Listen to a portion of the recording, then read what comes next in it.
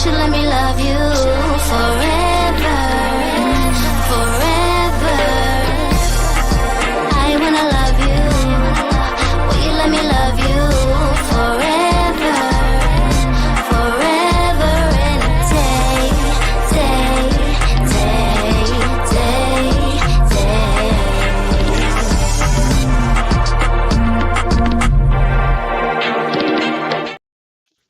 Happy after Super Bowl Benito Bad Bunny Sunday. Welcome to the Melanated Way. I'm Linda. That is Abby. We are covering the last finale of 90 Day Fiance, the tell-all, the other way. We finally caught up, and we finally are. This is going to be it for season 7. So all the good things. If I seem a little out of it, you guys, is I was telling Abby. Did I call you Abby in the beginning? Girl, you did. Okay, good. Phew. I had a pimple, and I was being very, like, what's the word? Like, very, just like obsessed. So I was like on all the things, social media, and tea tree. I was supposed to like dry it out. I got like concentrated. That's the thing, though. So here's where I went wrong, Abby. So I got the real tea tree oil concentrated, and then I just put it on it. And then in the morning I woke up and I literally had a chemical burn. But then I read the label, and you're not supposed to like. It's concentrated, so you're supposed to dilute it. So now I have a burn on my face, and I keep touching it. I'm not supposed to touch it, but I'm a mess. That's all. I'm a mess. So if I'm messy today, that's why. I'm going to blame it on that. Blame it on it. How was your Super Bowl Sunday? You won't believe it. I have not watched Benito Bowl yet. I've been saving it for a time that I can just sit down and pay attention. I've been avoiding all media showing any snippets of it. And when we get done here, I'm going to sit down and watch, because today was at work just too busy for me to have time, and I do not want to be distracted. Oh, you're going to love it. It's fantastic. I won't even spoil it for you. Just know that it's exactly what we needed, and it was amazing. And this. That's my heart. I know he's such a good performer. I also feel like I'm going to want to just like get in the shower and cry right afterwards. It's a lot, but it's amazing. That being said, let's jump into the tell-all part 2. Overall thoughts, Abby. Overall thoughts of part 2. Well, my overall thought was, dang, there's not even one couple that I can kind of like root for. I was hoping that there would be one couple that's like, you want to see them go on, and you want to see how their life turns out. There are individuals that I'm interested in a lot, but no couples. Yeah, but we knew that from the very beginning. The only couple that is going to stay on, and they're not ever going anywhere despite all the BS drama, is Jenny and Sumit. When Sean said, Jenny, if you move out, where are you going to go? And she was like, oh. I was like, that's it. Where are you going to go? You don't even want to leave your bedroom. You don't want to do shit. So, like, you're not going anywhere. So you're not fooling anyone. Let me not jump in. Can I tell you the moment? Okay, I'll wait. There was one moment I had to pause because I was laughing so hard. Listen. But I'll wait. My overall thoughts of the tell-alls, I feel like there's a lot of unfinished business. And I didn't feel closure for any of it. And that's unfortunate because, this was episode 22. So we are hours and hours and hours in. And although I loved the season, I didn't love the tell-all. I felt like there was nothing to be told. That being said, I'm going to jump right in. Manon, she had a freak out. She wanted to leave. She was like a celebrity. No cameras. She's leaving. Anthony said to his new friends that they're done. He's heard that over and over multiple times that she always threatens divorce, which I think is super toxic. But he's starting to think about what's best for him in this relationship and what's best for their son, Ben. And what I thought was interesting in this moment, Abby, is that Greta could relate. Greta's like, you know what? Manon's a very insecure person, and that's similar to me, she said. And when you think everything is all about you, and that's why, like, you can't visit family, you can't do this, you can't do that because you think it's all about you, that's an insecurity. And I was like, Abby, that's what it's been this whole time. That's what it's been this whole time. And I never even thought of that because she comes across and portrays herself as this strong, intelligent, powerful, body positive woman, but underneath I think it's just pure insecurities. It's pure insecurities.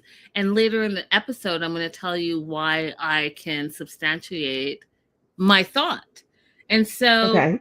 I was like, that just all makes sense. All of this like micro controlling, all of this like mean girl behavior, it's all from insecurity. And I dare say that I've been saying this whole season, what Manon needs to do is she needs to sit down with herself and she needs to deal with her past traumas. And whether that means she goes and sees a therapist or a psychologist or something, she needs to deal with that so that her whole entire life, in her words, doesn't blow up around her. You can't move forward in a healthy, happy relationship if you haven't dealt with the trauma that you're holding, because all that's happening is you become embroiled in this toxic cycle with your partner. What are your, Abby, before I move on? You know, at the time that she said it, I was like, I don't know if this is actually Manon's issue or if she is just a spoiled brat. But I'm willing to go with you on the ride, and I'll wait till you get to your other point and how you confirmed it to see. Because I had started to just come to the conclusion that Manon's just a spoiled brat, and that she has had the pleasure of being able to get whatever she wants from Anthony, and the idea that she can't continue to just have her way was upsetting her in that moment. But No, I'll go with it. Abby, that's true. What you're saying is true, but in addition to all spoiled brat, used to getting her way, but it's stemming from insecurity and trauma. All of that is true. What you're saying is true. So she agrees to stay after the producers talk her out of not leaving. And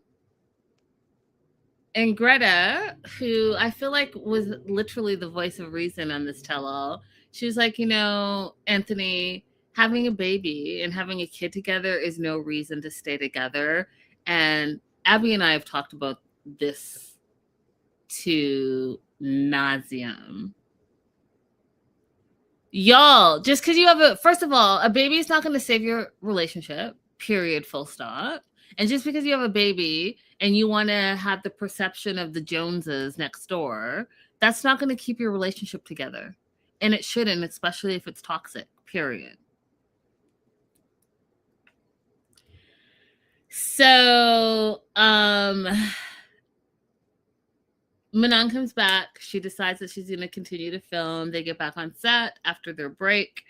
And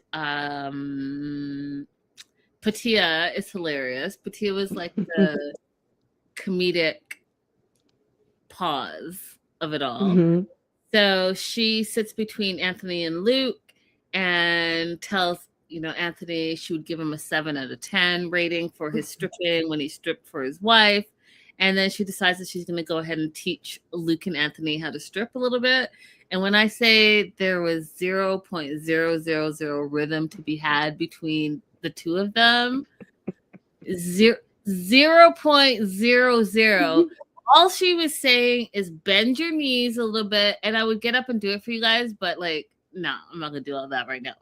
But I mean, I think you can see me. She was literally just saying for them to move in a figure eight.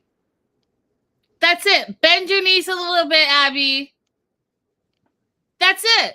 That's all. That's it. What she's doing. That's it. One of them didn't even know what a figure eight was.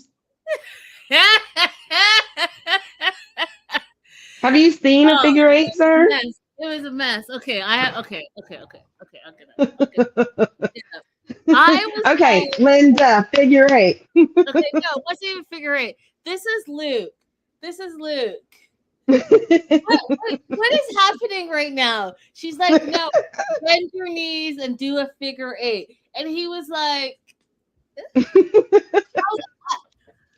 I listen, you guys, I don't want to throw the stereotype out there, but Lord have mercy on you guys, because that was a mess. What are you doing? What is the anyways, okay.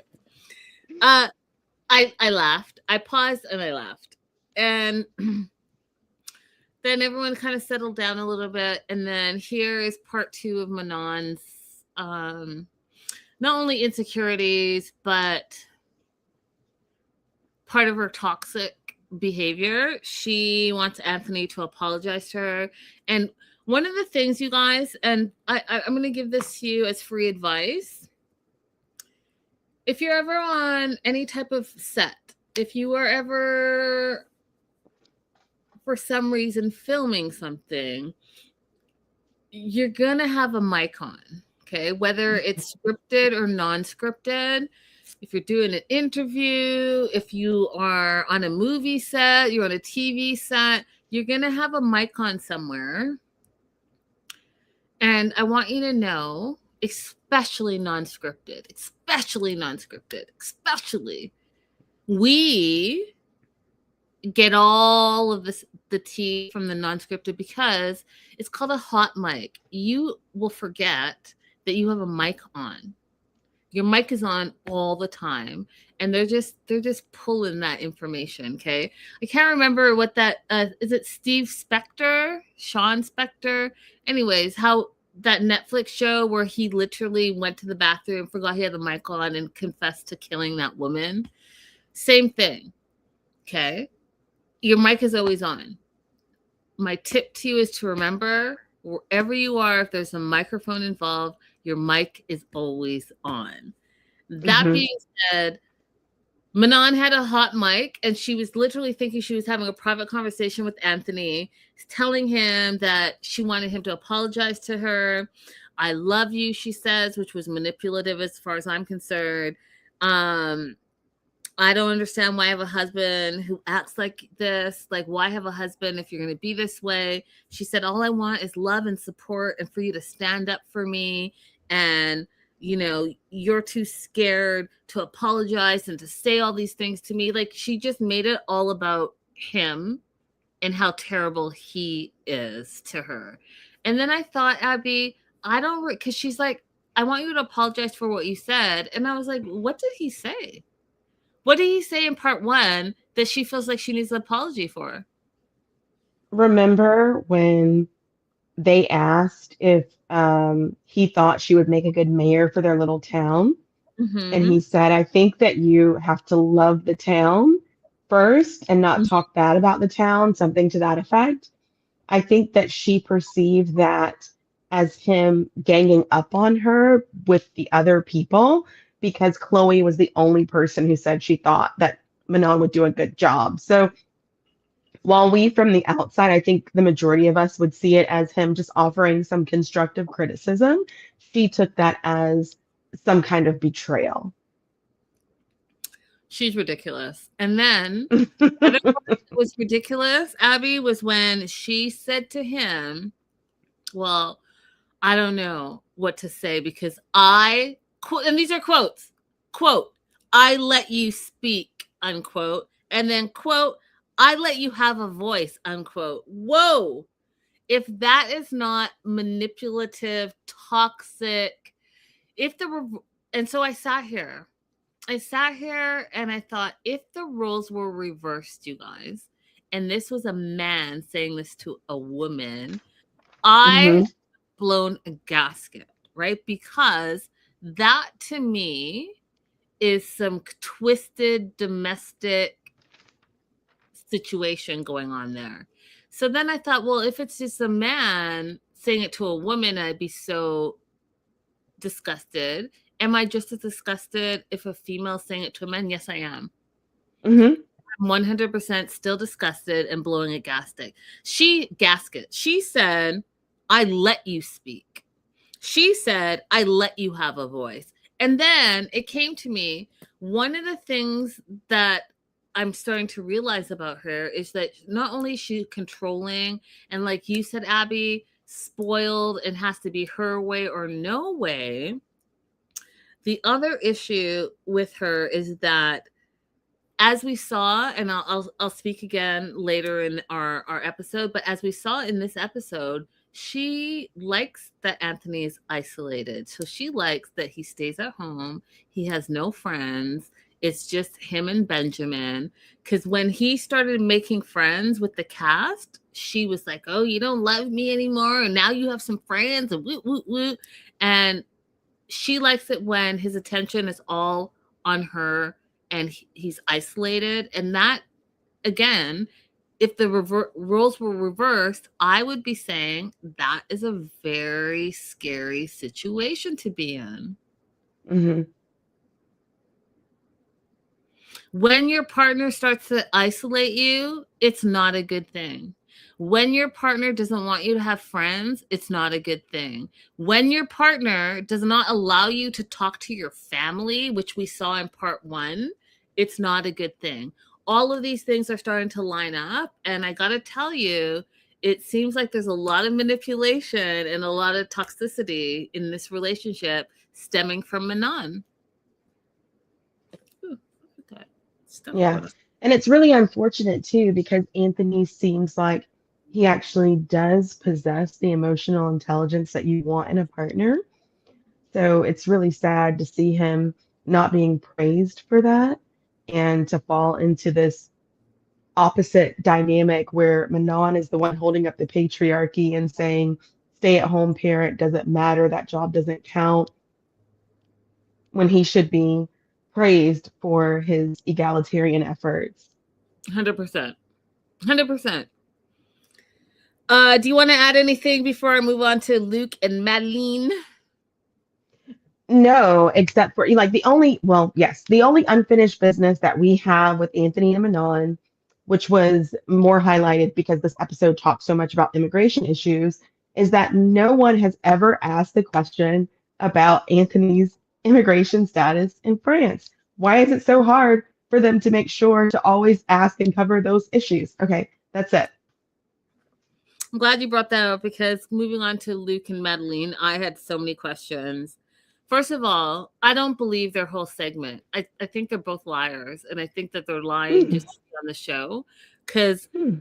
2 and 2 did not make 4, and I'm going to explain to you why. So, first of all, didn't appreciate Sean's first question about the dogs. Are the dogs good? Like, we have precious time. Y'all are making me watch 2 hours each tell all. Let's ask the Mhm. perfect questions. The dogs were extras. If this was a movie, they're extras. They're not main Mhm. characters. I don't care. Love dogs, don't get me wrong, but I'm going to use my time wisely. That being said, Angel, one of her dogs is pregnant, is going to have 5 puppies. Woo woo. That's the Poopies. true thing in their storyline as far as I'm concerned. So comes back to the US. He needs money because he needs to work, and thought that allegedly he was getting money from some friend that he had. Oh God, I'm so mad already. Okay. He was going to get some money from some friend in Colombia that he was going to, that what friend? What money? Okay. Then he thought he was going to get money from the land purchase for where the hotel was going to be, but we already know that he didn't have any money anyway. So like, what investment did you put into the land that you were going to pull out and withdraw from? Don't believe it for 1 minute. When asked if they were still together from Sean, they said yes, they're still together. They're still married, which you guys, we already know is BS. That marriage was a fraud. And this is why I say they're liars. And I need Abby, the attorney, to explain to me what he was trying to say, because all I heard was, because as soon as, and Abby's true. Abby called me out a few weeks ago. If I don't like you, I'm not going to believe you. And all I heard was, because now they're both just lying. So he said they got married in Colombia. But then now that he's back in the US, they had also applied for a K-1 visa. And so they're still husband and wife, but they're going to go through with the K-1 visa process, and she's going to come. Madeline, is going to come to the U.S. on a K-1 visa because their K-1 visa was approved. That's what they said. So then she's going to come to the U.S. They're going to stay for however long in the U.S., and then they're eventually going to move back to Colombia. Okay. Before I go on my TED Talk, please, Abby, and if you guys are new to our channel, Abby is an immigration attorney with all the business. So that being said, please explain that to me, because that sounds like trash talk to me. Okay, so let's do some basics first. There are two ways that you can bring someone to the United States marriage related. One is a K visa, which is a fiance visa. You have been promised to each other, you're engaged. The other is a spousal visa. This is somebody that you're already married to, and you're petitioning for them as a spouse. Luke is saying that they're doing the K visa, which caused confusion among some of the other people, because how are you doing the fiance visa if you're already married? To which Luke says, well, we had the ceremony, but we didn't turn in the paperwork to be legally married. So I'm guessing what he's saying is, here in the United States, what most states do, is that you will go and apply for a license to get married, right? And then you have to take that license to the officiant who is doing your marriage, and that officiant has to sign on it the day that you actually got married, and then you have to take that license back to the authority that issues the license so that they can record that you're married. So they issue many marriage licenses. All marriage licenses don't go back to get recorded as a marriage. So it sounds like Luke is saying we got a license, but we never turned it in. And that's the only way that the U.S. authorities would approve a K visa, is if they are not actually legally married. Or otherwise, they would tell them. Or that whole marriage was fake, like I told you guys last week. The marriage was fake. The officiant was fake. And so there was no paperwork to turn in because it was all fake. So yeah, you can still get a K-1 visa when you are doing the song and dance, but you're actually not doing the rhythm. Ooh, I made that up and it sounds great. Yeah. Song and dance. Yeah. So to me, it seemed like the way that things were positioned in the wedding shot, it seemed like it was a lot more of a promo. Yep. For the hotel Bliss and Hotel. Other services. Bliss Hotel, the friggin' helicopter company, all of it. The wedding gown, all of it. It was all sponsored, you guys, and the wedding was fake, and that's why he could still have a K-1 visa, because they never truly got married. And you know what? That's it. Yeah. Because if it was like, remember, coming into the season, money is tight, right? So to me, the only way that they're bad. Exactly. The only way they're having all of this extravagance, because under normal circumstances, let's say that you originally we're going to get married because the K-1's taking too long, and then boom, you get the approval. Normal circumstances, financial, you'd say cancel all that wedding stuff because we don't have that money to spend anyway. Yep. Trash. BS and trash. More So BS and my trash. only confusion is why is she not here? Because once the K1 is approved, if they're saying it's approved, then you have a limited amount of time that you must enter the United States or else it's going to expire. Because they're So, lying. That's what I'm saying. Their whole segment was a lie. All of it's a lie. They're not even together anymore. There's no K1. There was no marriage. Period. There was no hotel. There was none of it. He didn't have any. mhm. He borrowed $3,000 from his dad. So when I get to the rest of it, all of it's lies. Their whole relationship is a lie, and this segment is a lie. And you guys wasted my time. And he's checking for Chloe now. So let's just keep it pushing. Ugh. See, I was about to not do a TED talk, but you guys are forcing me. I hate liars. I hate liars. And we have watched 90 Day Fiance for too long to be snowed by the nonsense. That's why some people are like, oh, it's so scripted. Oh, it's like, no, it's not this. Some of it is like, partially encouraged, and a lot of it is just real. But them right here, no. This right here, season 7, episode 22, Tell All, part 2, Luke and Madeline's segment is trash. All lies. And you know what? If you're going to lie on national TV, then you should get your lies correct. You should probably talk to Abby, make sure that your immigration lie makes sense, because what you're saying makes sense. Like you're married, but you're not married. K1 or spousal visa. Investments, but not investments. Just shut up. Okay. Next, the other thing that totally was just like outrageous to me is that Madeline said that she lost her wedding rings, and she gave this convoluted car oil spill hot in her pocket lost ring. And I just don't believe her.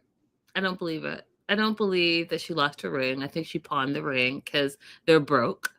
And you found out that your alleged husband is not the sugar daddy that you thought he was going to be. And so when he went back, because he had $0 and 0 cents, you were like, how am I going to survive? I'm going to pawn this ring because it doesn't mean anything to me because I'm not really even married. So let me just get the cash money and keep it pushing. Mm-hmm. That's what I think. So yeah, I Why, think why do people think that if you tell a convoluted lie, that it'll help make it true? I don't Just know. she could have said like I was going throughout my day and I realized it was gone. I don't know exactly where I lost it. I don't know. But trash. That was another lie. Don't believe it for 1 minute. I don't believe it for 1 minute. I think it Jake. Who's Jake? Jake, where you write down the friend's name is Brian. No, it's Brian. I don't know who said this, but someone said, oh, it was Dylan. Dylan said, I think she pawned it, and I agree. She pawned that. Brian comes on. Brian is Luke's friend. He met Luke. Brian met Luke through Madeline. Brian thinks their relationship is toxic. So do I, Brian. Neither of them are happy, which is absolutely true. Why are you guys with each other? They're not. They're playing for TV. And then they show the whole stripper situation, the flashback of the strippers. And the entire cast says that Madeline overreacted, which I agree. And I've talked about that before. And I was like Greta. I was like, if you were in a healthy, happy relationship, who cares? There's a stripper. The stripper's dancing on your partner. Big whoop-de-doo. If it was me, I'd probably be like, let's all join and have some fun. Like, not join like that. Whoa, slow down. Not like that, but like dancing and have fun. But nope. Madeline's still mad, still thinks it's a betrayal of some sort. And Brian thinks that it's hypocritical and there's a double standard there. And then my note literally says, what's wrong with her? She came in, Abby, I don't know if I was the only one that felt this in live chat or replay. Let me know how you guys feel. But she came in really hot and heavy and like mean girl energy the whole part 2. I was like, what's wrong with her? Why is she so angry? Like she was giving Madeline? Yeah. She was like that in part 1. You don't remember? She was, but she was more so in part 2 that I was just like, ew, I don't like whatever's going on here. I don't like it. It's not becoming of her. I literally said, what's wrong with her? You want to play a villain? Go ahead and play a villain, but you don't have to have mean girl behavior. Like I felt like she's been consistent. You must have forgot, Linda, in the very first episode, she was just like going after Chloe for absolutely no reason. I haven't forgotten. I just felt like she was more so in part 2. Like I saw it come out in part 1, but part 2, it just seemed weird. Like, what do she's just mad at everything and everyone that came out. Like, yeah. Like, I mean, it probably sucks for everybody to be agreeing with Luke except for Matthew. But I mean, her behavior is like over the top. I still disagree though. I still feel like everyone's making an issue of whether or not it's okay for him to have a stripper. And I never felt like that was the issue. I always felt like the issue was if we agree to something, then you shouldn't break the agreement. That's it. Like if I say, hey, I don't want you to have strippers, and you say, hey, I'm not going to have strippers, then you break the agreement. If he had said, I do think I want to have a bachelor party with stripper there, and I'm not going to agree to that, that would be different. But the issue for me was always that he agreed to it. And I think strangely, Matthew is the only one who understood that was an issue, because Greta, when she recapped it, she's like, well, if the stripper's dancing on him, it's in a healthy relationship, then that's fine. But how can the relationship be healthy if you feel like it's okay to just break agreements that we make with each other? It's a good point. Valid. It's valid.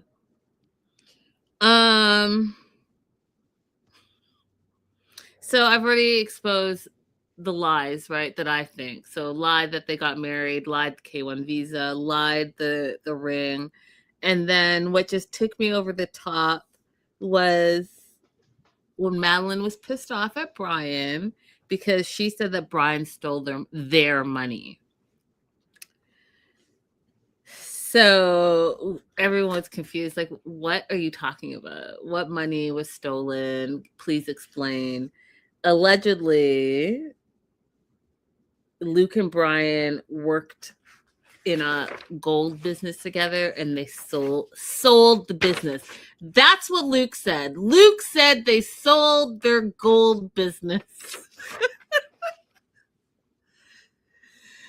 And how he got that money is that he took money against that investment property. But if you guys remember 5 minutes ago when I said that he said he got money for his wedding from taking money against the land investment purchase, like how many remortgages are we doing on this alleged land that you bought?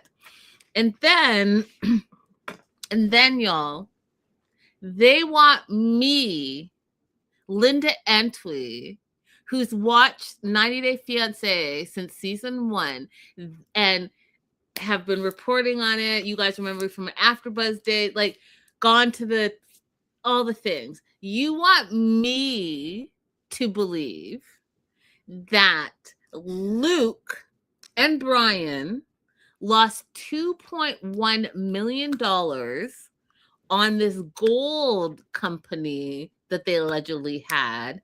And from the $2.1 million, Luke borrowed money against the investment property in Colombia that he was building an alleged hotel on just recently with the $3,000 that he borrowed from his dad to get there, that he gave whatever money to Brian, $150,000 to Brian that Brian owes him, and Brian's like, yeah, pss, pss, pss. That's nothing. He'll get it back. Who? Raise your hand if you believe any of this. Abby, who do they think we are?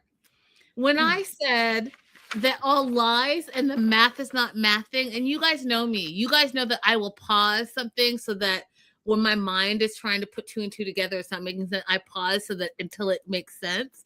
I didn't even pause it because I knew as soon as they were talking about a K1 versus spousal that this was all going to be lies, because we already know everything was fake. So now, what gold business? What? Okay. So Luke, you're a trader now. You have a commodities license now, and international at that. And you and Brian, who you guys, sorry, it's not about the stripper. I'm just making a point. You guys got a $50 stripper to come to the house because you guys couldn't go out and actually afford the real strippers and pay lots of money, the 2.1 million that you guys have. So you had the stripper come to the bachelorette party where there were 5 of you drinking Bud Lights. Like, stop it. Just stop it. Stop nonsense. Abby. Yeah, I had a hard time with this story, but what I do believe is that he's broke. However, it happened. This story of them telling us how he's broke, don't believe that. But I do believe that he's broke. And I believe that perhaps he needed to leave Colombia because he borrowed money from sources that are not banks. Borrowing from Peter to pay Paul ran out. And so he decided to borrow from MS Peter. And maybe that's why he's not Colombian right now. Do you guys remember during the pandemic, there was this little girl or a little boy, I don't know, it was a little kid, and the little kid was doing his homework, and he said, Zayden broke. Yeah, Brian has 2 dimes and 1 nickel. How much money does Brian have? And the little kid Brian said, broke. Brian's broke. That's what this reminds me of. Like, right? Y'all, stop it. Just stop it. And then the other thing, you guys. Okay. You guys, Abby. Okay, first of all, I'm not going to talk about my personal stuff because I'm just not into it today. But you guys know, like, I'm on the dating scene. And I said this at the beginning of the season, the dangly earrings for men, I'm not a fan of it. And Luke tends to switch them out where he like has like a silver dangly and then a gold dangly. And it's very distracting to me because I'm like, are you a pirate like Johnny? What's happening right now? Your earring is distracting me. All right. Listen, Luke wants to feel bonita. Exactly.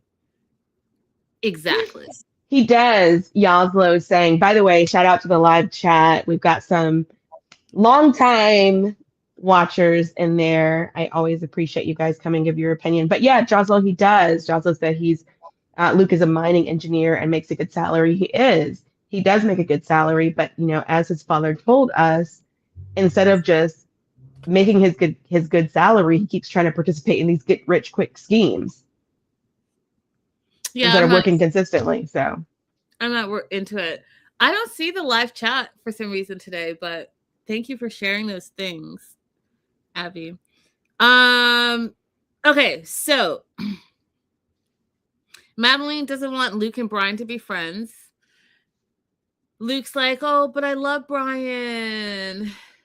And then she freaks out. She's like, okay, it's over. We broke up. It's over. If you love him, it's over. And then Luke's like, no, we're still together. And I was like, okay, here is toxic relationship number 5,000. Because what? Like, you guys throw out breakups like, oh, we've broken up. No, we're not. We're gonna get together. No, like, I don't roll like that. If I say we're broken up, we are broken. That is it. Yeah. Not It's not good. No, it's not. It's toxic. And I will tell you from the immigrant groups that I participate in, a lot of people have normalized this kind of conversation. They don't see it as being emotionally abusive or manipulative to their partner. But when you have someone here in the United States that's dependent on you because they can't work, a lot of times they have no transportation. A lot of times you live in cities where they don't have access to public transportation. It is absolutely abusive to continuously threaten to break up with that person who's 100% dependent on you. Yeah, it's disgusting. Disgusting.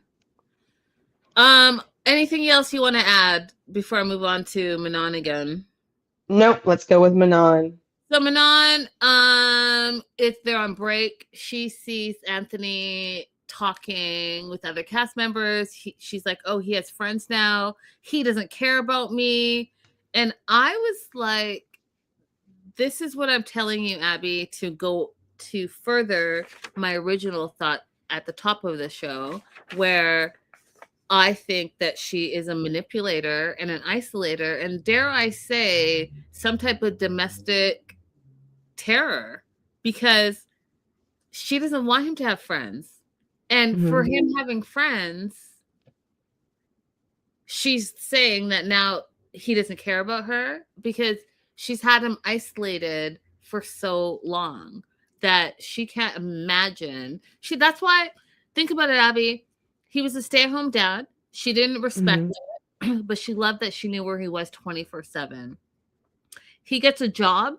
When they get to France, she wants him to quit the job immediately because that means he might be staying out overnight. That might mean he's working late. She doesn't want that. Now he's making friends with the cast members, and she doesn't want that either.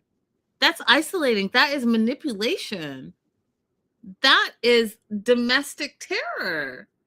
And if it was flipped and it was a man doing the same thing, we would say that that's emotional abuse. And that's exactly why I said I'm sticking to what I'm saying. This is ridiculous. Yeah.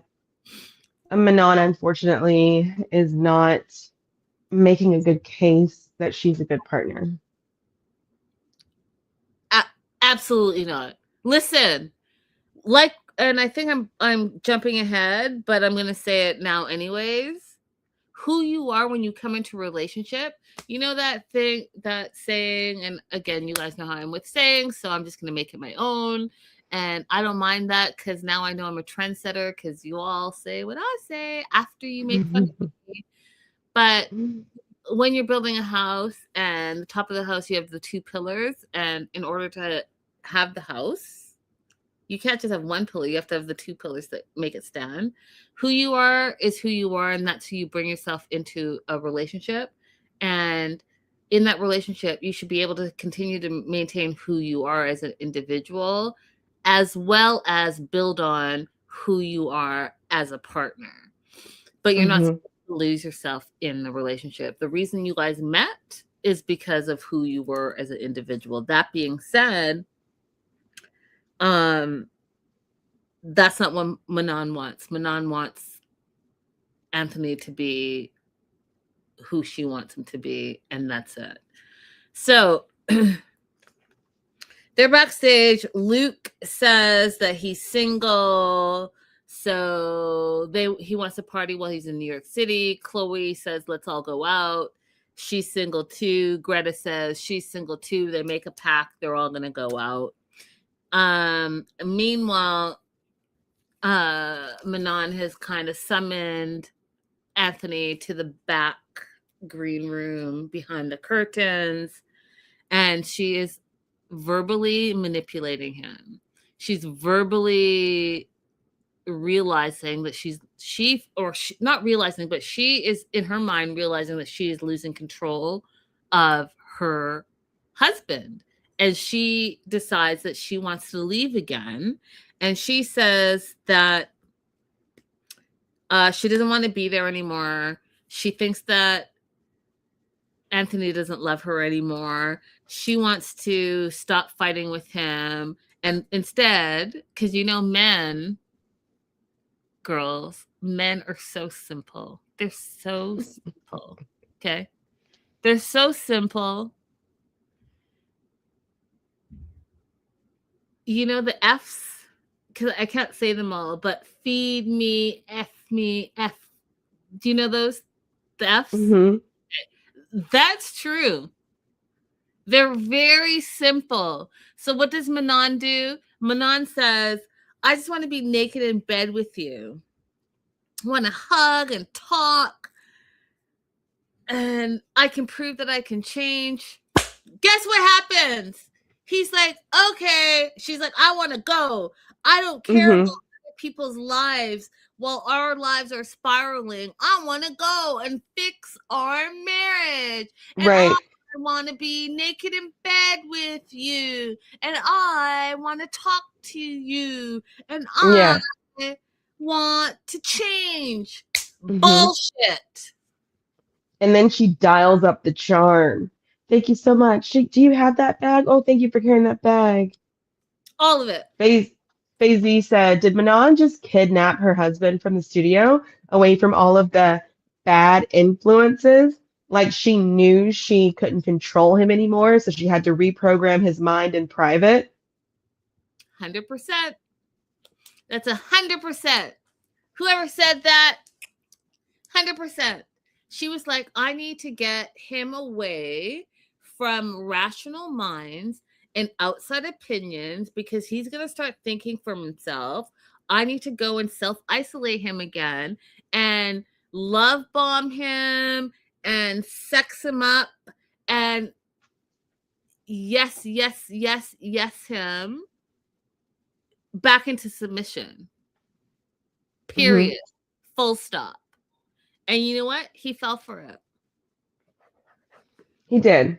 Yep. He did. Well, he fell for it, but also I think that he probably sensed this overwhelming, she wants me, and it's probably difficult for him to not feel good about that. As manipulative as it is, it's probably difficult to not feel good when somebody is overtly expressing how much they want you. Right? Because it's been all of this for the past however long they've been in that studio. She's been berating him. And all of a sudden she says, I want you. I want to lay with you. I want to be with you. I want to hold you. I want to be probably so difficult for him not to respond to that. 100%. Disgusting. Like the manipulation and love bombing is disgusting to me. Do you want to add anything else before I move back to Patia and Dylan? Nope, let's go. Patia and Dylan. 12 years she waited to get the same ring that she got 10 years ago. You guys, I'm still not over it. It's not acceptable to me. No. She's back in Texas from Tasmania. She's living back in Texas. And then they play the replay of when Dylan accused her of sleeping with her customers, champagne room, all of that stuff. But allegedly Dylan doesn't think that anymore. He said that he let his imagination get the best of him. It ran wild, and he apologized to her, which Abby and I already told you it was his own insecurities that he was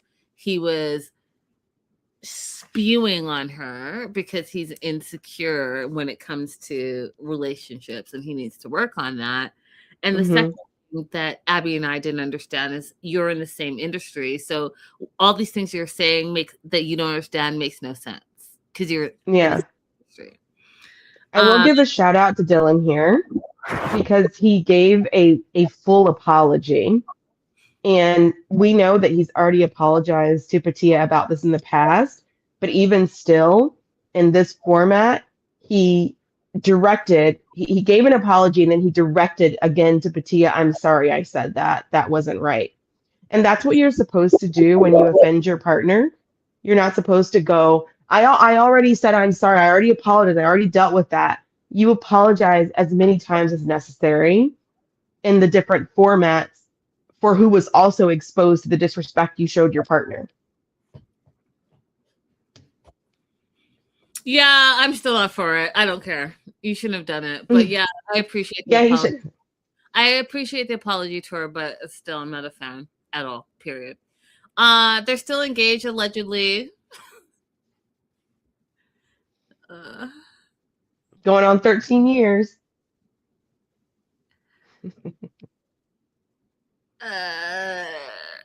They're still engaged. I'm sorry, I got stuck for a second there. I like circuited out like, but I'm back. So it didn't work out because Padilla doesn't like the simple life, simple country life. Apparently, that's what Dylan was trying to give her. So they have retooled the relationship. They're still gonna get married. But they've applied. Well, they're going to apply for the K1 visa. So he's going to come to the U.S., Abby, in a couple of weeks. He said he's going to be there for 3 months, and while he's there, they're going to look into the K1 visa. So I'm assuming that he's coming on a visitor's visa. He has 90 days to hang out, and in those 90 days, they want to convert into a K1 visa. He's still going to have to go back to Tasmania until that visa K1 is approved. Am I correct, Abby?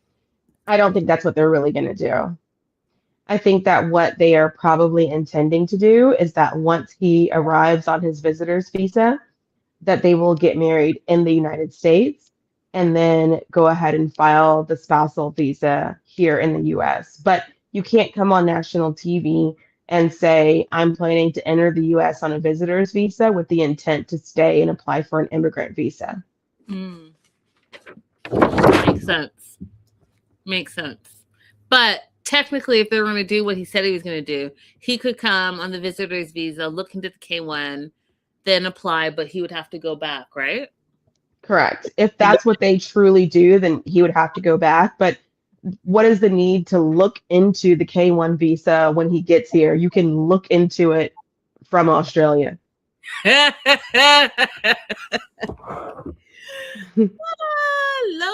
Lord, have mercy on all of us. Yeah, that makes sense. They bring Joe on, and remember, Joe's the mom that has been causing all the problems, and apparently Patia and her relationship has just gone into the gutter. There's no relationship.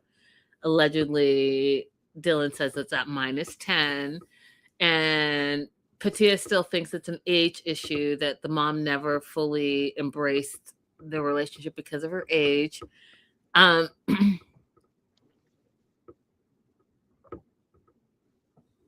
They showed never seen before behind the scenes footage of Dylan and Patia's engagement. And listen, y'all. Okay.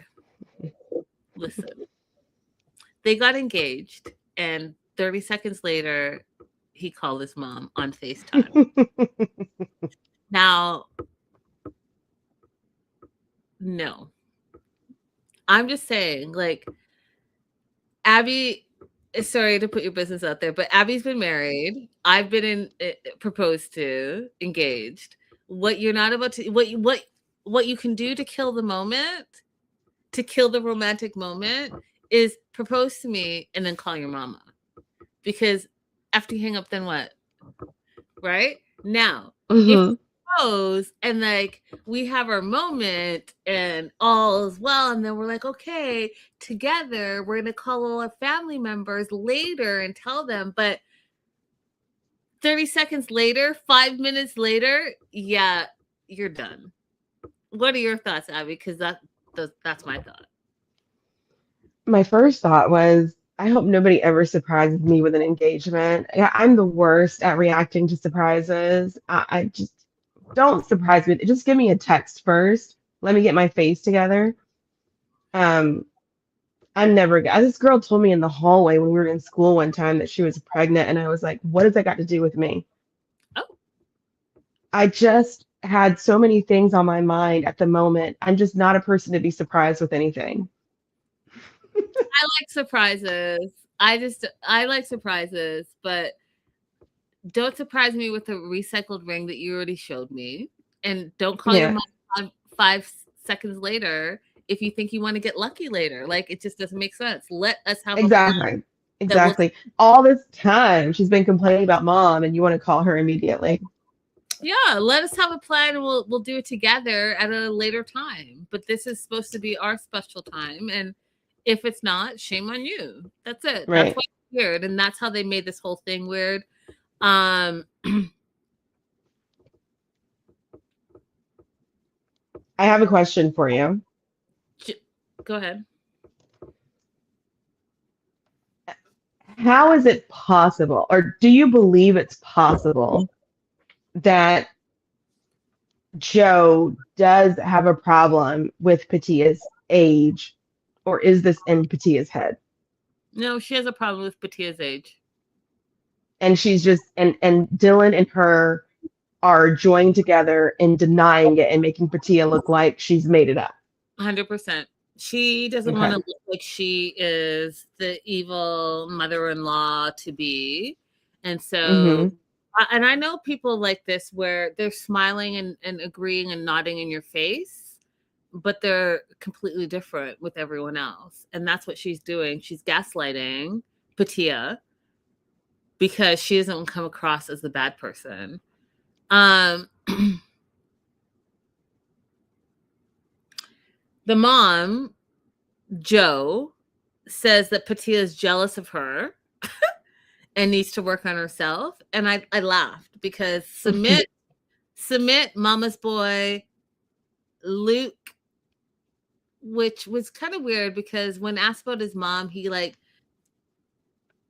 passed over it and said he was close to his dad, which, okay, we already know that, but there's a backstory with the mom. I don't know what it is, but he did not want to talk about it.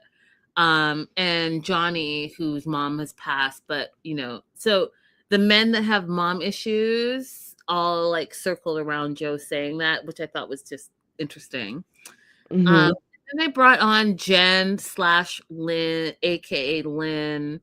I'm not going to get into any of it because I was like, first of all, I don't even remember you. Did you remember her? No, I only remember the nephew that we did not think was really a nephew.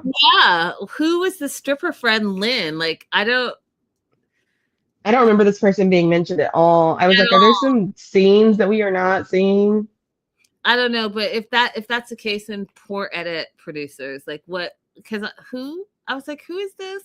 Anyway, she was talking about phone calls, inappropriate conversations between Dylan and his mom, and gyno appointments, and cutting off Patia. And no, I just was like, no, I don't care. Mm-hmm. I don't know who you are. I don't care about this. We already know that he talks to his mom way too much and he's a mama's boy. That's all I need to know. Mm-hmm.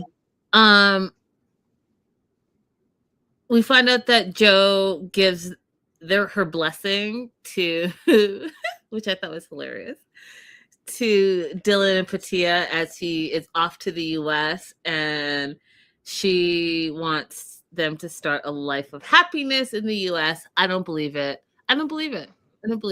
I think that she thinks that she'll be able to self-sabotage and sabotage that relationship before he leaves and gets on the plane to come to the United States. Jenny and Submit. Anything else you want to add before I go on to Jenny and Submit? Yeah, I'll just add one thing. Dylan said that the K visa process is around 12 months. I would say it's more like a year and a half to 2 years. Oh, Just wow. FYI. Oh, wow. Okay. Good to know. Moving on to Jenny and Sumit. Oh gosh. Okay. I'm not TED talking. I promise. You guys, this is a segment where I had a moment that I had to pause because I was laughing so incredibly hard at something that was not meant to be funny. Jenny and her pursuit of happiness.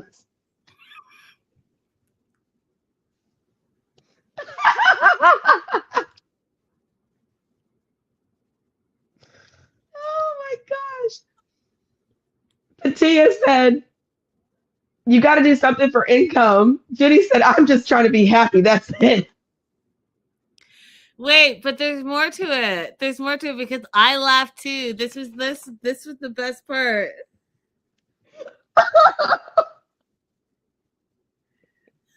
This is the best part. That was the best part of it. Are you gonna say the rest of it? Go ahead. That's all I wrote. Yeah, so Jenny and Sumit. They're still living with Sumit's parents. And she's unhappy about it, but he loves it. He says they accept her and they love her as is. Jenny, this statement told me everything I need to know about you. Jenny doesn't want to engage with the parents. She doesn't want to engage in anything. Jenny stays in her room on her mattress. And I say mattress all day. And she just wants to be left alone. I say, my notes say LOL. Because I was looking at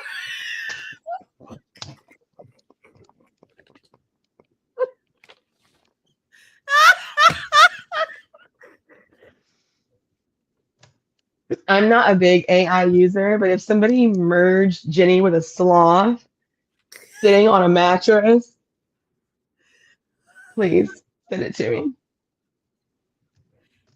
Please.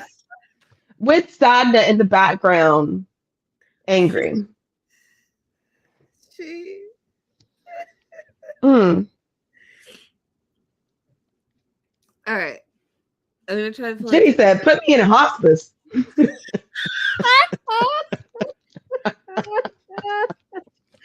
Jenny gives 0.0 F's about anything, you guys. She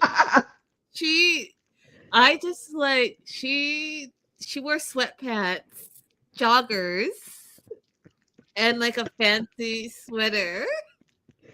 She got dressed like we were going to be on Zoom.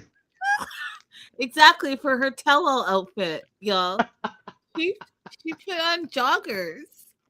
She's like, let me travel all the way from India to United States. Let me go to New York, which is one of the fashion capitals, and let me just throw some joggers on. I'm good. And then tell the world that you just want to stay in your room on the mattress and be left alone in the pursuit of happiness. And I'm going to jump ahead. When she said she doesn't want to work, she doesn't want to do anything, she just wants to be happy. Again, LOL, all caps. Which goes back to what Abby and I have been saying this whole season. Jenny doesn't want to do shit. We already know she don't cook. She don't clean.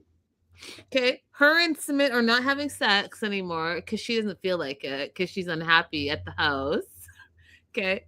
She wants to sit on that mattress all day, drink coffee in the morning, and then drink alcohol at night. And that is all she needs. She wants to be braless in her joggers and call it a day and live out to the sunset. Tia, who is around the same age as Jenny, is just looking at her like, what, bitch? Listen. Sadna, I was looking around. First of all, okay, let me just make sure before I say this that I am giving you correct information. Okay, let me just look at this really quickly, you guys, because I know it's to be true, but I just want to make double check. Let me just double check. And while I'm double checking, I will say that when they brought on Sadna and Annette, the mom and dad of Submit, I also died of laughter. This was the comedy section because Sean said, "Thank you." I'm going to do my host voice. Thank you so much for joining us. And Annette said, "Okay."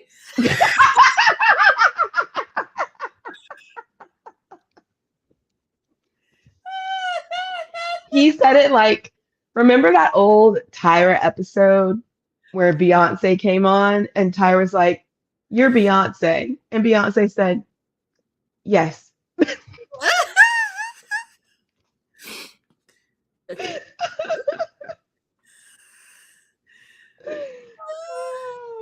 Annette. Oh gosh. Okay. Mm. Hmm. None Okay. of them intend to be as funny as they are. Oh my God, so funny. Died of laughter. Okay, so I want you guys to put this all in perspective. All right, April, pop quiz time.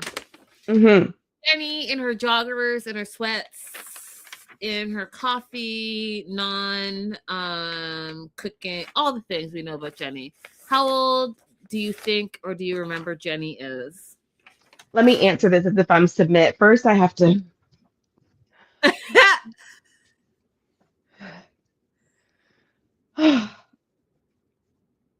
Jenny is 62. Wrong. How old is she? You want to try one more time? Oh my God. I don't even know if I should go up or down. 64. Wrong. Oh my God. How old is she? Okay, Jenny, you guys, is 67 years old. Oh, she actually is a little bit older than I thought she was. I thought her and Patia were closer in age.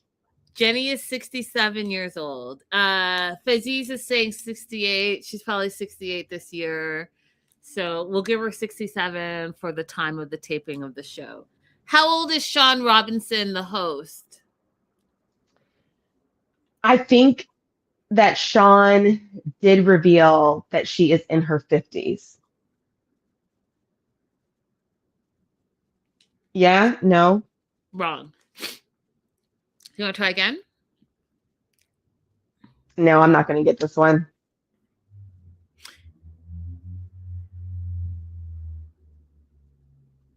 Do you see How it? old is Sean, y'all? Do you see it? Oh. Oh my.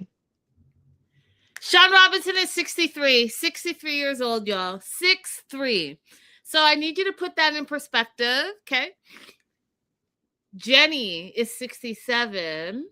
Sean is 63. 67, 63. 6, 7, But you 6. know what? Jenny could be doing better. But once you stop using your body, once you stop stretching and exercising and mentally like playing some games and doing some crossword puzzles and learning a new language, when you stop using your body, everything does slow down and you start getting tired. It's already starting to happen to me, so I'm fighting my way out of it. Little plug for myself, come over to my Instagram and join my daily stretch, so we can fight it together.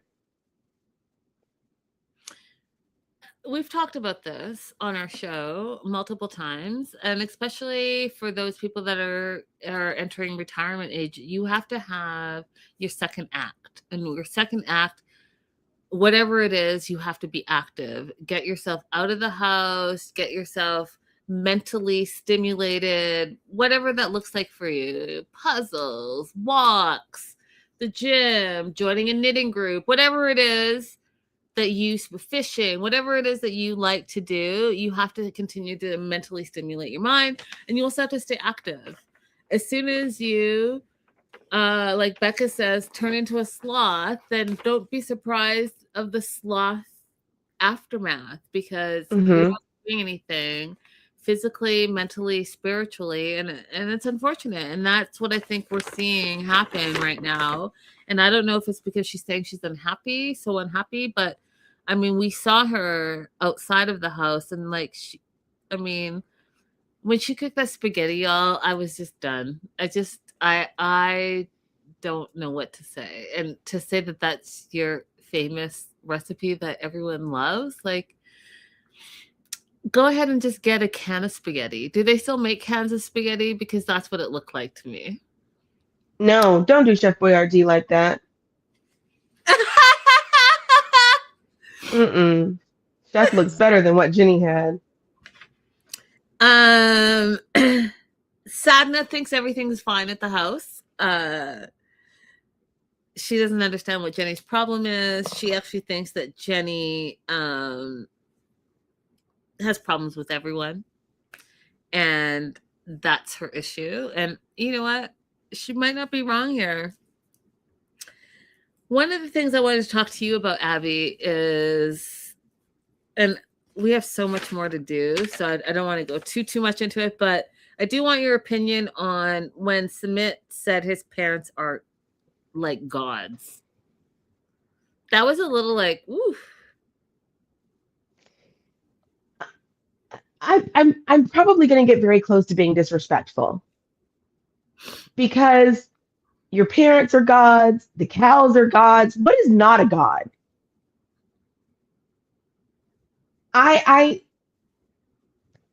Yeah, we'll leave it at that. That's clip worthy. 100%. That's it. That's all you need to say. And so Sumit is battling prioritizing his parents versus his wife. And, you know, if you're married, you know that you should prioritize your spouse. But I don't know why he's questioning it. But here we are.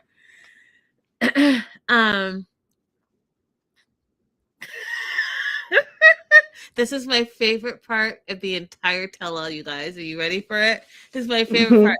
I laughed and like tears, and tears are about to come out of my mouth when I'm about to say it right now. So Jenny says, so let me give you the backstory. Sumit is confused about where he's prioritizing his family over Jenny, and Jenny says, you know, I'm so unhappy, I'm gonna move out.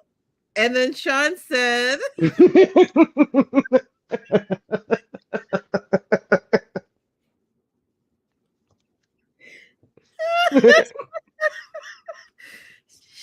said, okay, I wrecked it for you guys. Sorry, it's just too funny. Okay. Jenny's unhappy. She said that she's going to move out if she has to continue to live with Sumit's parents. She said, I'm moving out. And Sean said, where would you go?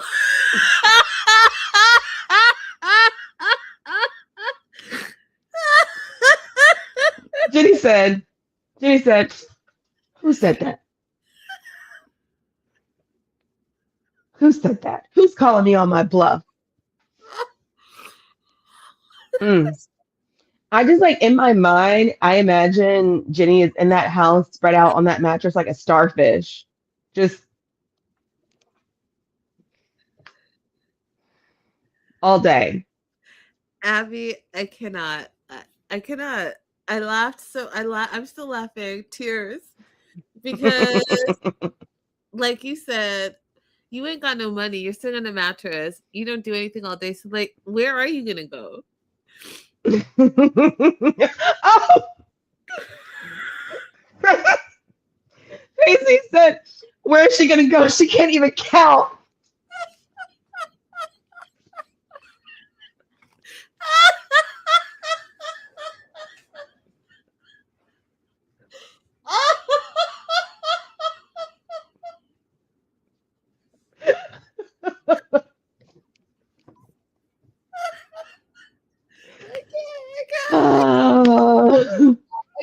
I cannot, you guys. I don't know if I'm gonna be able to finish this stream. Oh my goodness.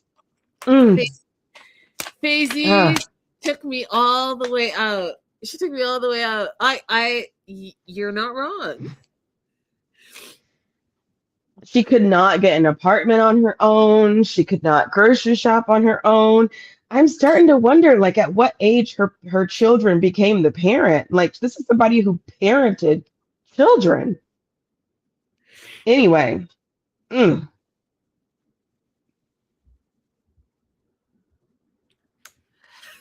Submit thought that he was marrying someone who would, come with a little nest egg, and now he's being asked to fend for himself and provide for himself and not be able to live off of his parents, and he is in a conundrum. A conundrum, Liz Lemon. The 30 Rock reference for those of y'all who remember 30 Rock. All right, I'm gonna try to get it together, you guys. I'm sorry, but Fizzies, you just took me out because that is that is like the cherry on top of all the things. I don't even know what. Okay, so we find out that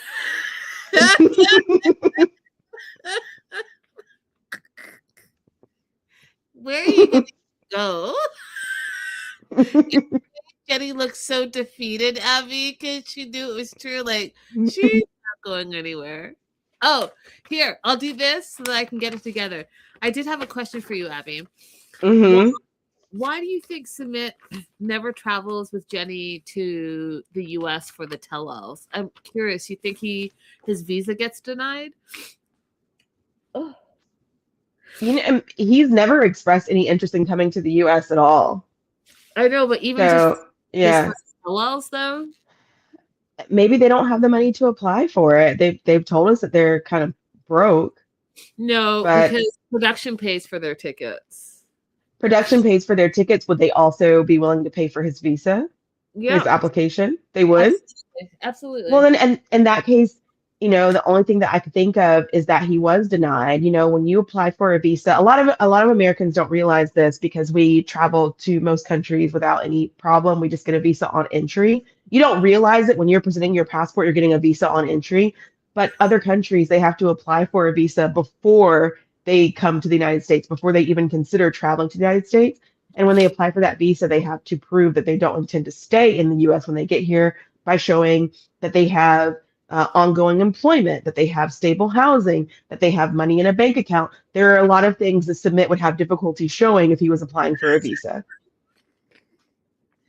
I need someone else to comment because I look over and Paige's comment is still like in my face.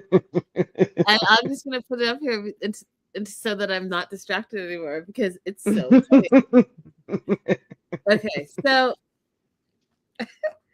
we also find out we've gone awry, y'all. We've gone awry. We also find out that Smith's brother and Cherie, his sister-in-law, have moved out of the house because of Sadhna, the mom. And the reason that they moved out is because Sadhna is a vegetarian and they are not. And so they would cook, meats, and Sadhna didn't like it. And so it caused friction. And so they left. Now, Greta chimes in because, Greta's vegan. And Greta says that after you've been vegan for a long time, which, okay, so some of you guys may or may not know this, but I was vegan for 2 years and I was raw vegan for 1 year. It's a whole other story. No time for it. But Greta said, and maybe it takes more than 2 years, but the 2 years that I was vegan, when I transitioned back to eating meat, the smell didn't bother me. But Greta says that she understands what Sadhna is saying about them cooking meats, that the meat smell is disgusting to her. But I think that might be if you're like, you've been a long-term vegan or a lifetime vegan, like you've never had meat before. But for me, I can only speak for me personally, 2 years being vegan, the smell of meat did not do anything for me. Do you want to add anything, Abby, before I move on? Yeah, I think it might be mental. Like if your choice to not eat meat was because you find eating animals is cruel, then your relationship to the smell of somebody cooking meat is going to be different than somebody who went vegetarian or vegan for completely other reasons, right? It's going to offend you, the idea that somebody's having some meat, period. Got Me, somebody sent me one of those ASPCA videos, that the organization that like shows the slaughter of animals. I ate my food while I was eating it. I was like, this doesn't move me at all because I'm not bothered by animals being slaughtered. So I don't care. Can I just say, y'all, and especially for our long-term viewers, you all think I'm wild and like talk, and I'll say all the things, but Abby is just, she's calmer. Abby talks like this, but will tell you outrageous things, and you guys don't say anything because of the tone. And I get it. It's all about the tone. But because she's so level-headed and smart, educated, and talks so calmly, you guys don't see or hear I hear everything. I am so hyper alert, as you guys know. And I hear, like, she just said, did you hear what she just said? Because I have not said outrageous things like that. She said, Faces has made you that picture that you requested. Go ahead, Faces. We're not gonna put their emails in the chat, but can we, do you follow her on Instagram or TikTok? Can we do it that way? Can she give you in the chat? Yeah, I'm typing right now. So sorry, I know it looks weird on the screen. Perfect. Let's do that and send it to her. So this is, I'm sending you, this is IG and TikTok. As your lawyer.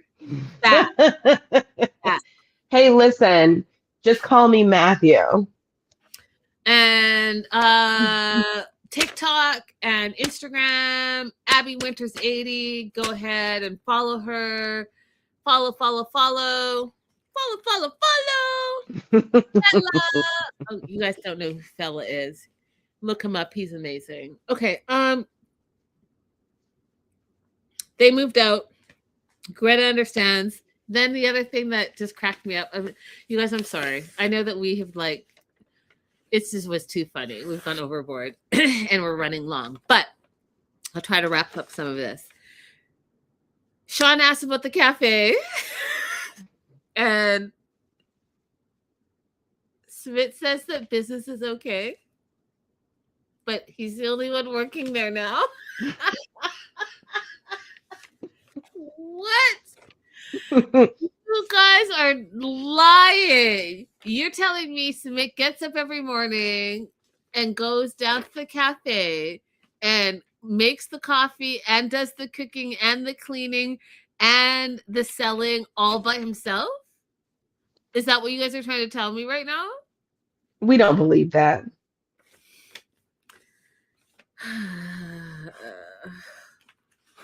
They bring on Rohit, his friend, and here's what it's just like, it's, I don't know what to say. So Rohit said, I knew that the cafe wasn't going to succeed because, in our culture, you have your parents working there and they're not physically able to because now they're older, which I don't believe, right? Because we see Sadhna is a yoga instructor and she's bending over backwards and she's trying to get Jenny to work out. So don't tell me you can't be on your feet for 8 hours. Like, just stop it.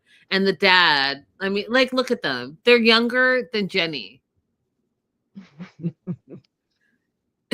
And then Jenny's not working there because she can't cook. She can't make coffee, and like Facey's so eloquent that she can't count. The sister-in-law has the kid, so she can't be there all the time, and the brother-in-law went back to his job. So I guess the family business is not so much family anymore.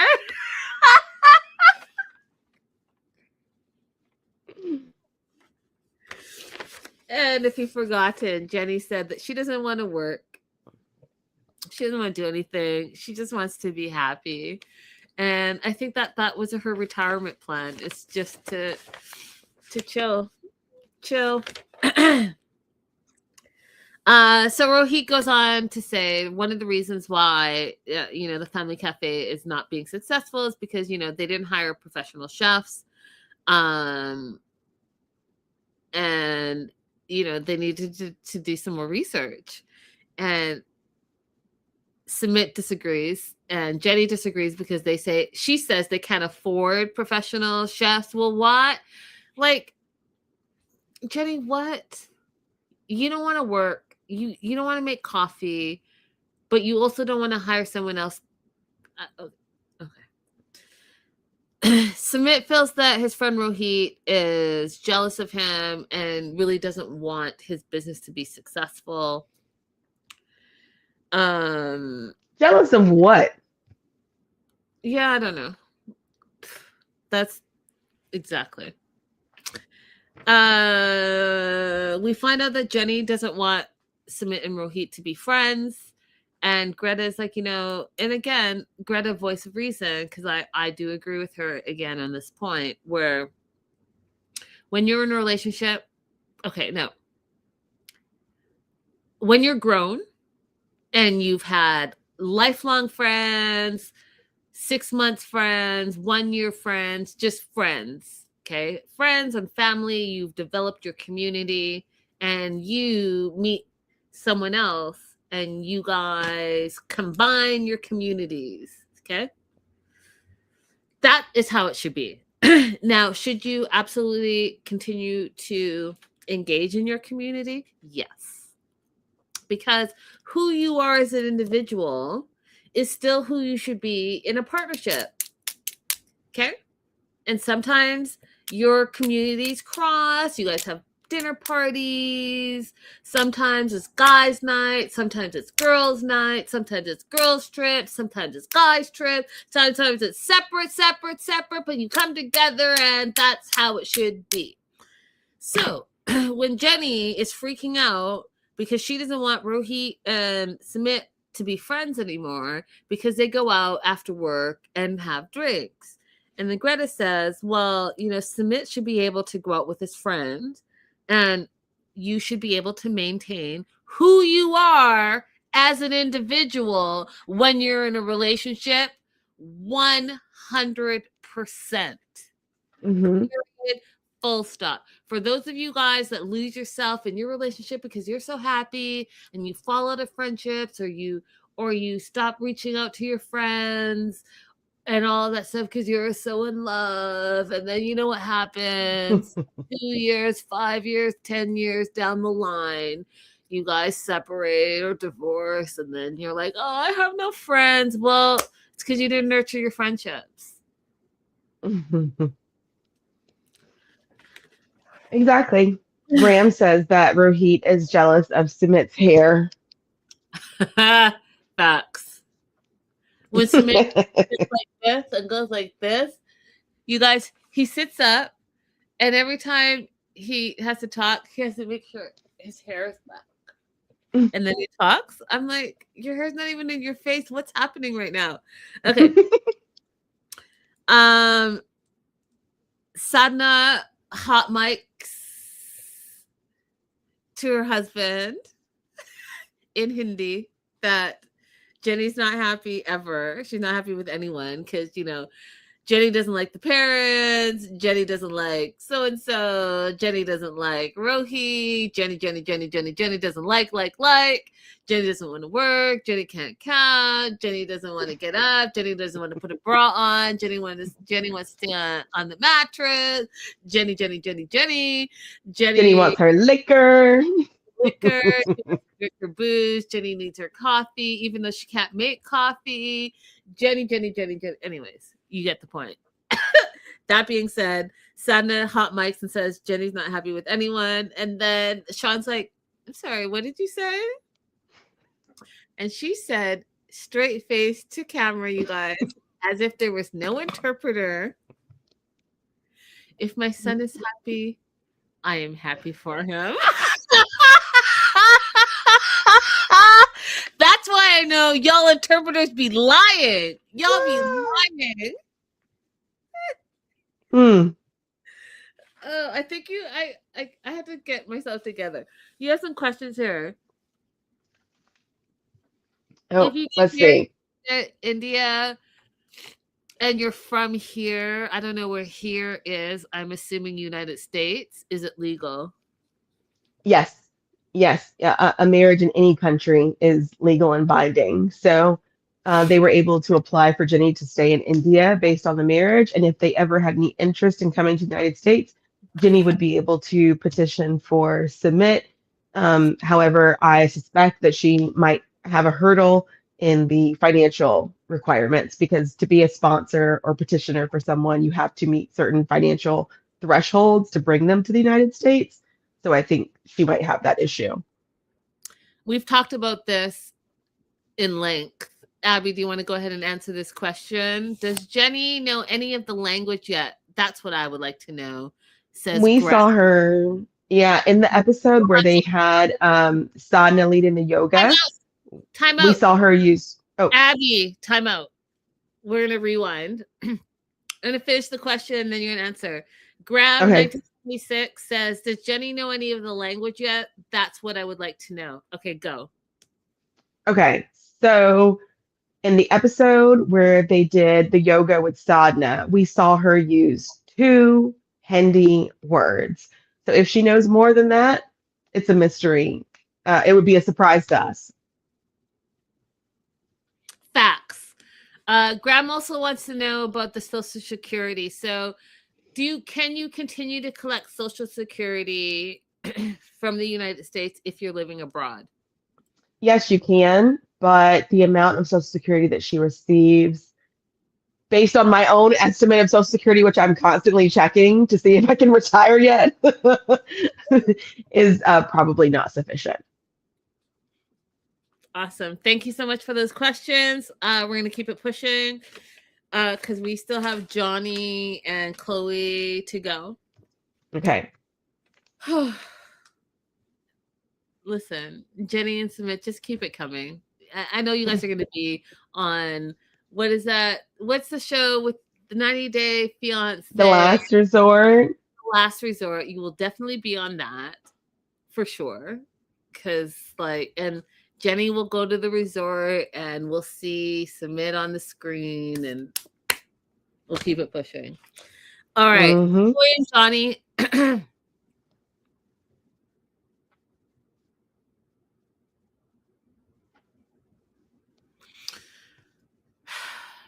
Okay. I had a moment, you guys. I had to reel it all in.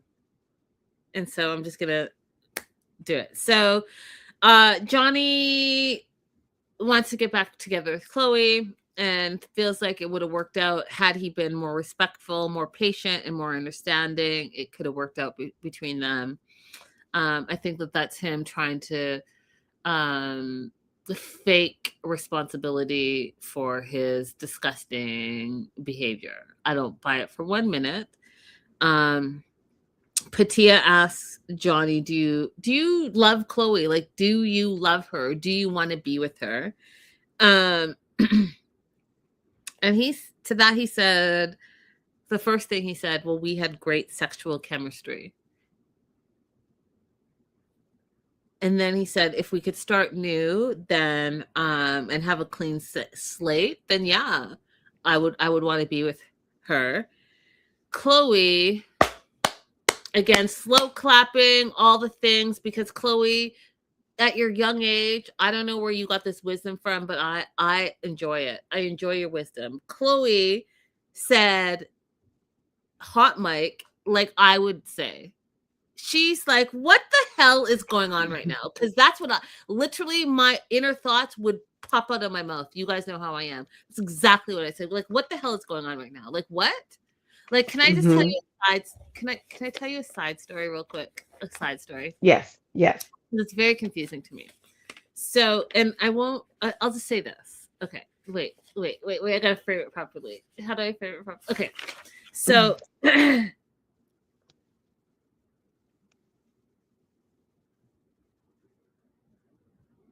okay.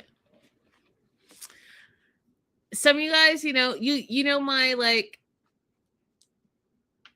show personality, right? But Abby knows my personality because we talk about real life stuff, right? So that being said, I'm always shocked in this like dating atmosphere, the type of men that approach me. I'm always very shocked because I feel like I present a specific way. But perhaps I don't. So, as you guys know, it's award season here. So I've been covering a lot of awards. And this is not the first time it's happened. And I'm trying to like make it so that it's nondescript. But I'm in a room full of people. Full pack, people everywhere. And this person comes up to me. And Abby, this person is like tats everywhere. Right? And I love tattoos. I have a bunch of them, right? But I was just surprised that that person, in all the people in all the rooms, came up to me and was like, bloop, bloop, bloop, bloop, bloop, I'm going to DM you and woo, woo, all this stuff. And I was shocked. And I said, I wonder why. Like, we all give off different energies. And I'm not sure what my energy is yet. So y'all, that's what I'm going to be thinking about. Okay. And I say all that to say, when Johnny was talking about like great sexual chemistry and starting anew, and like I'm confused, like what the hell's going on? Like I, like Chloe, was in my mind like, what the hell? What's happening right now? Like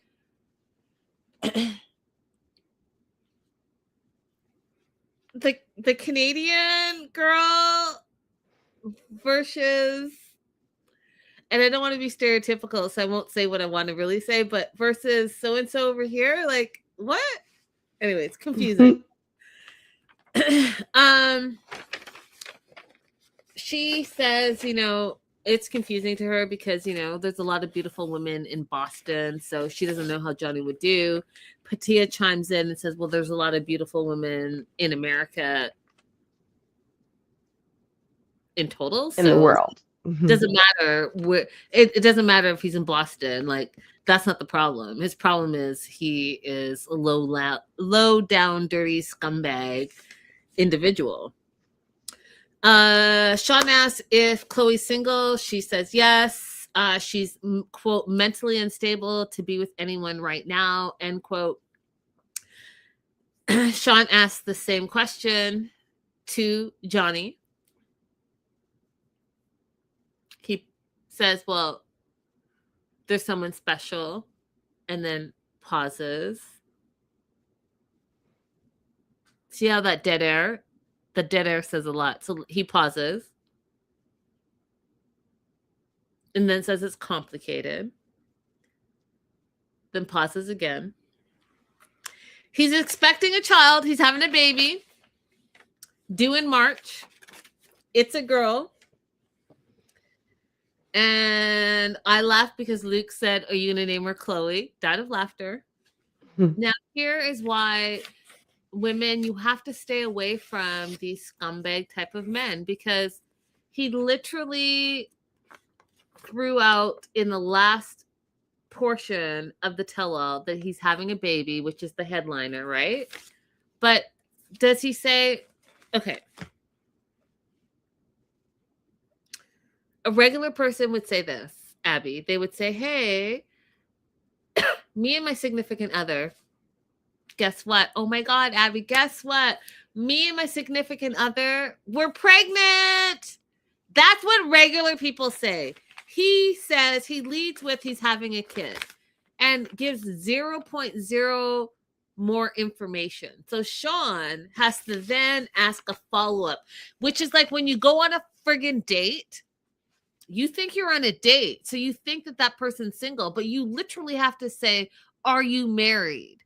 Are you in a relationship? Are you in a relationship with someone who thinks that they're in a relationship with you? Like, you have to be very specific because he says he's having a baby. Baby's a girl. Baby's due in March. That's it. That's all. Sean has to ask the follow-up question. Are you in a relationship with the baby mama? To that he says, yes. Period. That's all he says. Yes.